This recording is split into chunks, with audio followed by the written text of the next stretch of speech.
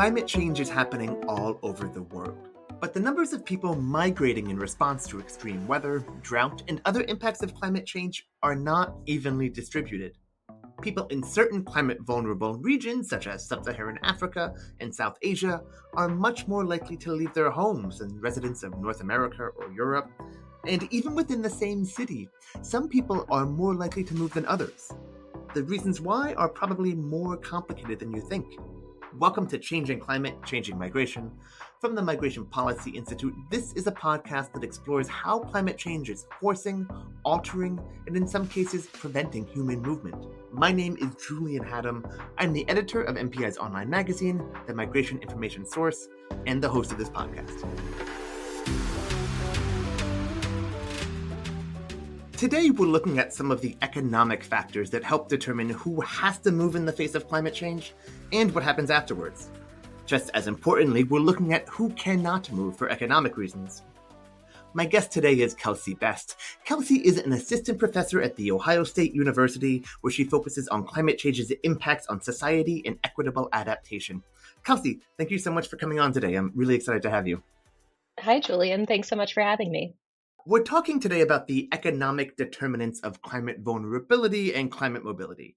Often when disasters strike, some of the worst hit communities are also the poorest ones. Just to take one example, when Hurricane Katrina hit New Orleans 20 years ago, some of the most devastated neighborhoods were lower income and minority ones, such as the lower Ninth Ward, while wealthier areas emerged relatively unscathed, or at least much less scathed. The people most affected by disasters are not necessarily the most likely to move in response to those disasters, and we'll talk about that distinction in a minute. But starting with the idea of vulnerability, is it simply the case that poorer communities are more vulnerable to the impacts of climate change than wealthier ones? I mean, when we talk about vulnerability, are we really just talking about who has money? It's a great question. So, when we talk about vulnerability at a high level, we're really talking about who is most susceptible to harm when there's a impact related to climate change. So, Hurricane Katrina is a great example. And so, the different dimensions that impact the degree of harm, there's exposure. So, how exposed is an individual or community to that specific effect of climate change? There's sensitivity. So, how likely is that exposure to cause harm? And that can include things like infrastructure, specific characteristics of individuals and communities like age or access to transportation. And then where I think the economic determinants come into play most clearly is thinking about ability to adapt or respond. So we call this adaptive capacity. And really, that ability to adapt is access to resources to be able to recover, respond, as I mentioned. And that can be economic resources, so dollars. And certainly having more access to economic resources does elevate one's adaptive capacity, but it can also include other kinds of resources. So things like social networks. We might think about political capital or ability to engage in and influence decision making. All of these different factors influence that adaptive capacity and then down the line, vulnerability to climate change. So it really is this kind of complex web of different factors. And in a lot of my work, I think about these three spheres of vulnerability that can interact. So I mentioned specific sociodemographic or socioeconomic characteristics. And as you correctly said, it is in many contexts and cases really the most marginalized or disadvantaged members of communities who have fewer resources also have that elevated exposure that I mentioned and generally lower quality infrastructure. So when there is some kind of climate impact, the damage can be much more severe as well. So these three factors can really compound one another. And so from the perspective of my work, this is a really important justice issue that we should be thinking about. So how does that map on then to the likelihood to migrate or be displaced? Does climate vulnerability, does adaptive capacity, is there a one-to-one correlation between those things and one's likelihood to either be displaced or to migrate permanently? There is not a one-to-one correlation, and migration in general is very complex. And ultimately, it comes down to an individual or a household decision to move or to stay. And so I think many of us who have ever moved for a variety of reasons can appreciate that that decision is complicated and there are many different factors that can influence that decision. So we can think about on an individual or a household scale, that decision could be influenced by livelihood, so my own job and employment, the family and household composition, personal characteristics like age, gender, race, and really those very small scale factors. But then there are also these larger scale factors that can influence the decision making. So things like the political environment or social norms, culture, economic opportunities broadly in my origin and my potential destination. So then when we think about the ways that climate change or environmental change can interact with that already complex decision, it can be a direct effect. So, like in the case of Katrina, people were displaced because of the hurricane and the hurricane related damage. But it can also work more indirectly by influencing those other kinds of factors that I mentioned. So, a hypothetical example is maybe there's a farmer in a highly agricultural dependent community. There's a drought that occurs, and that influences and impacts negatively that farmer's livelihood. So then that kind of indirect effect through economic factors could push that person to migrate and try to seek economic opportunity in another location. So really it's very context specific and certainly not a linear relationship. We're talking about migrating mobility, but I also want to talk about not migrating or immobility, right? We've talked before on this podcast about the idea of so-called trapped populations who, for whatever reason, cannot move or do not move, even if they might like to do so. I guess can you talk about that and how that is a part of this conversation as well, right? Is that just a function of people who are, in many cases, to like either the economic capital or the social or political capital to be able to move and or stuck in place involuntarily? Yeah, this is a great question. And to kind of take a step back, when we think about climate related mobility, we really do need to think about it on this spectrum of immobility to mobility. And then there's another dimension there that's important, which is voluntary versus involuntary. So, some kind of planned migration that is voluntary mobility, we can have involuntary mobility, like the displacement scenario that I mentioned and that you mentioned with Katrina. We can have voluntary immobility, which is very common because in many contexts, people don't want to move. You know, they might have Sure. strong place attachment, generations of history in a place, or just like where they live, and it's hard to move. Um, and then, as you're mentioning, the last kind of quadrant that we're talking about here is that involuntary immobility, which we do sometimes refer to as trapped populations. So these generally are really the most disadvantaged or the poorest members of a community because it does take resources, again, economic resources, but also social and political capital to be able to move.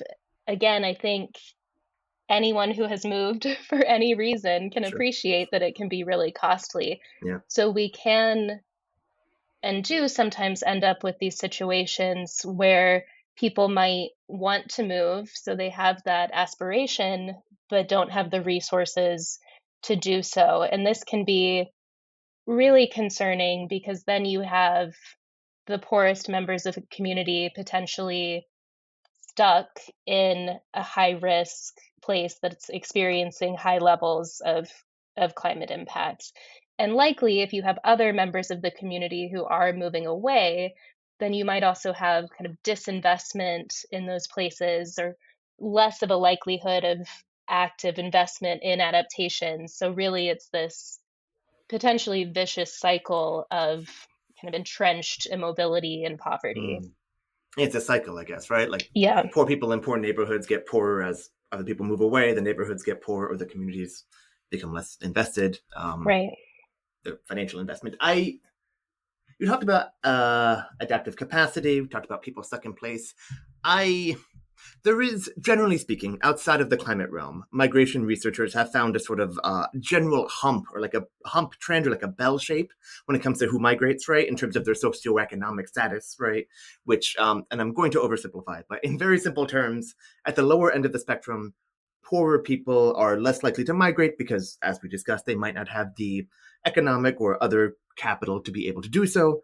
As you climb the economic ladder, people with more money and more resources tend to be more and more likely to migrate.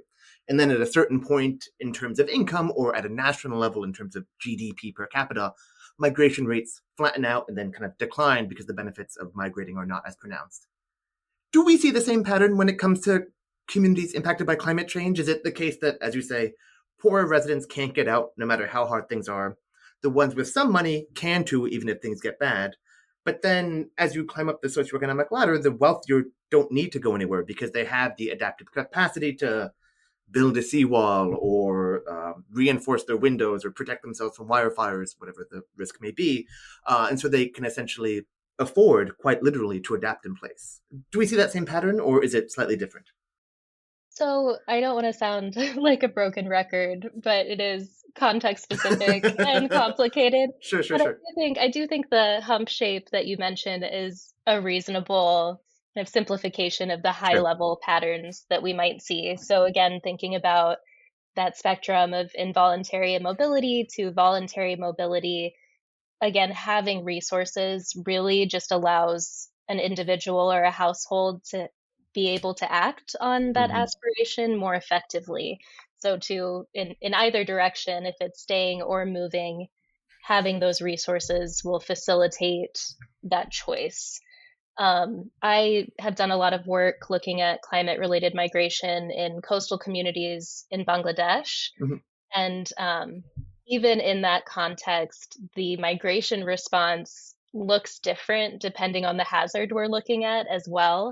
So that's kind of an added level of complexity. So we can think about the rapid onset climate impacts, like the hurricanes, potentially a drought, right? Something that's really a shock to the system. And we might have one kind of migration response there, but it might look different when we're talking about slower onset climate impacts. So, creeping salinity in groundwater due to sea level Mm-hmm. rise, or more frequent flooding over longer periods of time, changes in monsoon seasons. These might look a little bit different in terms of how people respond. And the other interesting thing that I think is important is I think often when we talk about climate related migration, we have this image of largely immobile communities being hit by a climate shock and being pushed to move. But in many of these contexts, again, people move for all kinds of reasons. So we can also look at changes to existing migration patterns that might Mm-hmm. not be as clear as stop start, but you might see initial increases in outmigration from a place that already has pretty high levels of economic migration, as we see in the communities in Bangladesh that I work in. And then you might see decreases, and those patterns are also going to look different across households within the community itself. But broadly, I think it is important to recognize that having access to wealth is going to open up more options for these affected households. Say more about that. Say more about the differing trends and impacts that you've seen in Bangladesh. I guess I want to put some meat on the Yeah. bones here, right? Yeah. Yeah, so I was specifically doing some work looking at droughts in agricultural communities, and we saw two interesting patterns kind of emerging, one at the community level and one more at the household level. So at the community level, these are places that already do have high rates of mobility. Like I mentioned, seasonal migration from these rural areas to urban centers is very common, especially for livelihood diversification. So when it's not the rice season, households might elect to send a member of the household to the capital city to earn some money and send it back home, and then they'll come back home as well. So we have this pattern of migration, And what we see from the data is that when there's a drought that affects um, these systems of agriculture within the community, we actually see initial decreases in that rate of outmigration. And then as the drought becomes more severe, then we see more households migrating. So it's this initial effect of potentially kind of hunkering down. And then as the drought is more severe, affects more of the community, more people might be moving to seek that livelihood opportunity elsewhere. So that's kind of the community, like really interesting nonlinear pattern. Within the community, if we look at individual households, kind of a non intuitive relationship that we see is it's actually the households that they themselves are not directly impacted by the hazard, but maybe their neighbors impacted. Those households are more likely to migrate. And I think we're still kind of testing some of the theories around why this might be. But essentially, we think it's because, again, those directly impacted households are taking a hit to their resources that then they could use to move away or to send that migrant. So they're choosing not to. Whereas if I myself am not impacted by a hazard, but I'm seeing my community is, then I might still have my own resources to be able to go elsewhere and try to supplement my livelihood.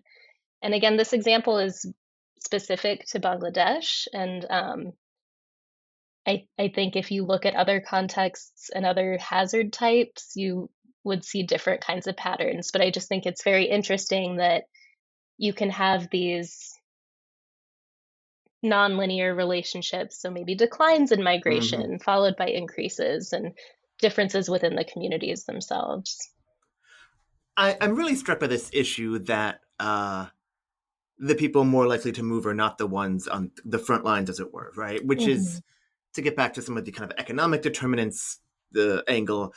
The same money that would help you move is also the same money that would help you rebuild, and you kind of tell me if I'm wrong. It seems like the people have a choice, right? You can rebuild or you can move, and like you can, in some cases, you can kind of only do one.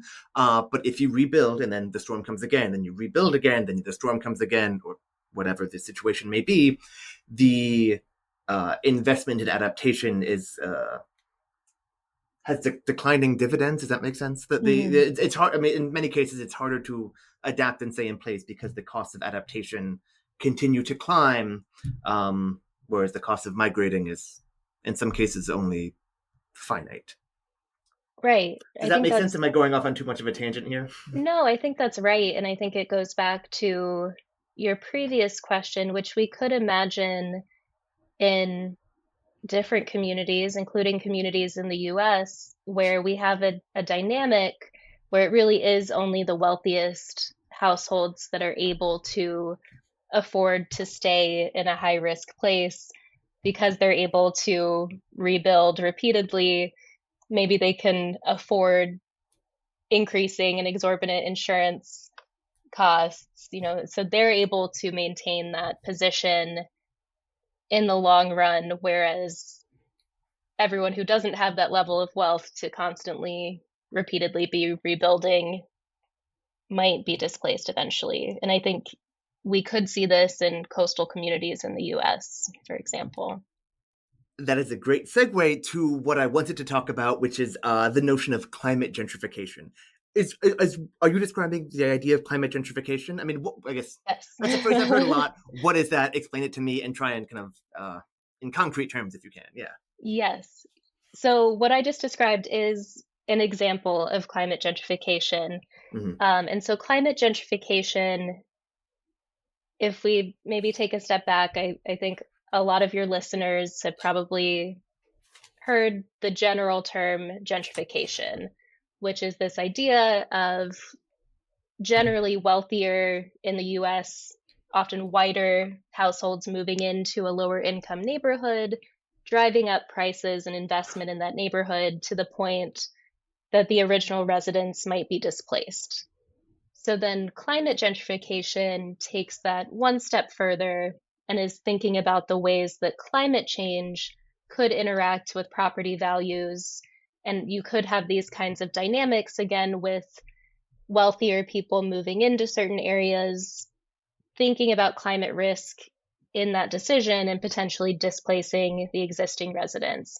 And I will give you a specific example of that. But before I do, I want to credit there's a community activist in Miami, Florida, who coined this term originally. Her name's Paulette Richards. And she coined this because she was experiencing it and she was Hmm. seeing it around her in Miami. So, Miami, Florida is kind of the most commonly cited example of climate gentrification. And there's a study by Jesse Keenan et al. In 2018 that simply looked at changes in property values across the city and the relationship with elevation.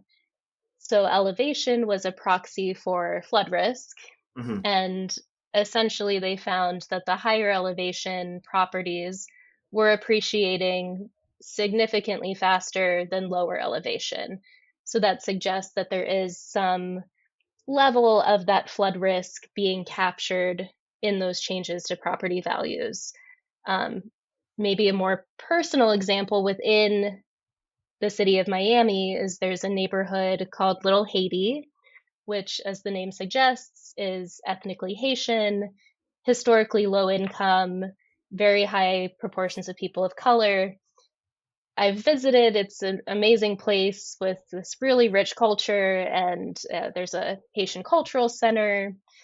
I was told there's the bookstore that we visited is the only Haitian Creole bookstore in the country. It's a really amazing place. And Little Haiti was one historically redlined, so historically disinvested in, and also happens to fall on this higher elevation ridge that kind of goes down the city of Miami. Hmm. So, what started to happen and what people in Little Haiti experienced is that basically, when there was massive flooding in the city, Little Haiti would be relatively unscathed because it was at that higher elevation. What seems to have happened is that developers started to notice that when the city would flood, again, Little Haiti was relatively fine. So now there's huge investments and development complexes going into Little Haiti. And if you look at accounts from residents, they describe developers knocking on their doors, trying to purchase their Hmm. property to do this kind of very upscale development that they're planning. It's to the point that there have been community protests, and it's very much at the forefront of what people are experiencing in Little Haiti. And I think it's a very just acute example of this kind of potential climate gentrification where developers are seeing the signals Hmm. this area doesn't flood and it's relatively cheap because it's historically disinvested, low income. So we can go in and try to develop this area. So, what has not played out yet in Little Haiti, but is the concern, is that those existing residents would be displaced as that Hmm. development comes in. That's a great example. Thank you very much for walking me through that. We're coming up on time, but I want to ask you about another piece of work that I know you've done, which is about kind of responses to natural disasters, and especially about how the U.S. federal government provides disaster aid, and the kind of communities that are more or less likely to receive that money. Can you tell us briefly about that? Are there patterns in which communities are more or less likely to receive disaster aid money, and are there implications for that distribution on mobility, displacement, migration patterns, movement? Sure. So, I should say that the federal disaster aid landscape looks very different this year, Sure. but there are In studies the that have post looked Trump in the era, sure. past. Sure. And those studies do find that there are potential inequities in that disaster aid allocation. Generally, again, we're seeing that wealthier communities are more likely to receive more aid from programs like FEMA, and the range of FEMA programs that exist, from programs from HUD. Really, we see this across the board of federal disaster aid programs. And this could be for a couple of reasons. One is that wealthier communities have more high value infrastructure, Hmm. like homes Sure. are cost Wealthy more. people's So homes are wealthier. right. Yeah, more Right. expensive. Yeah. So when there's damage, the dollar amount is going to be higher. And most of these aid programs are based primarily on damage dollars. So that's one way it's kind of embedded. Um, and another possible reason for wealthier communities receiving more aid is they likely also have more just capacity, institutional capacity to be able to navigate these complex bureaucratic processes to access that aid. In many cases, they can hire consultants to go through the applications for them. Um, so it can again kind of create this or contribute to this uneven landscape of disaster impacts and then inequities in the recovery process. And recovery is a process. It can take years, and that inequity can manifest across those years. Um, so, in terms of the relationship to mobility in the US, it's really interesting because in the US, we are still largely seeing that people are continuing to move to higher risk areas. So, people are still moving to coasts, to Florida. Um, but I think it's understood that that pattern could shift as the effects of climate change become worse, as our different climate related hazards become more frequent and intense. We could see people moving to places that have relatively lower climate risk. So there's conversation about these receiving communities or potential climate havens, you might have heard. These are places like cities around the Great Lakes, Detroit, Buffalo, places with relatively mild climates, plenty of water. And so, where that conversation is going is these potential receiving communities ideally should be planning now for those possible incoming climate migrants. And that would be planning around infrastructure, housing, essential services and education, employment, and also things like social integration and bringing people effectively into a community.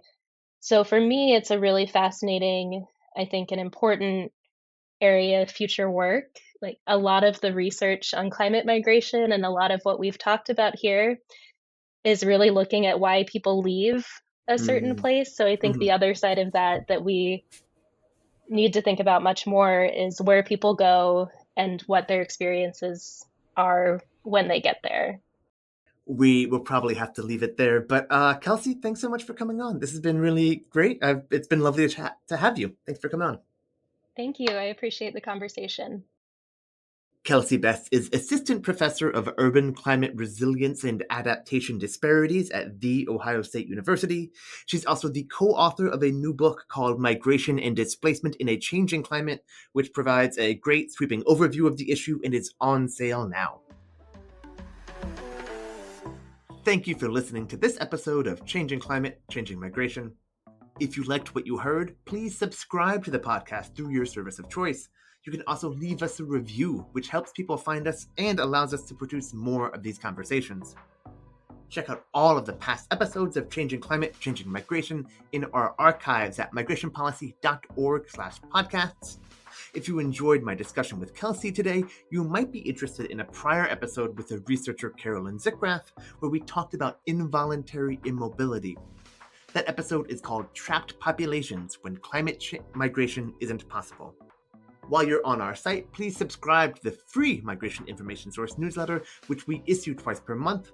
It offers accessible analysis and useful data on migration trends and policies globally.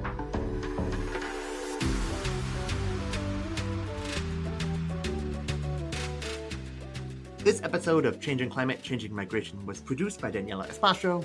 Assistance came from Lisa Dixon, and editorial oversight was provided by Michelle Middlestat. Touch by Patrick Patricios is our theme music. Thank you again for listening. I'm Julian Haddam. See you soon.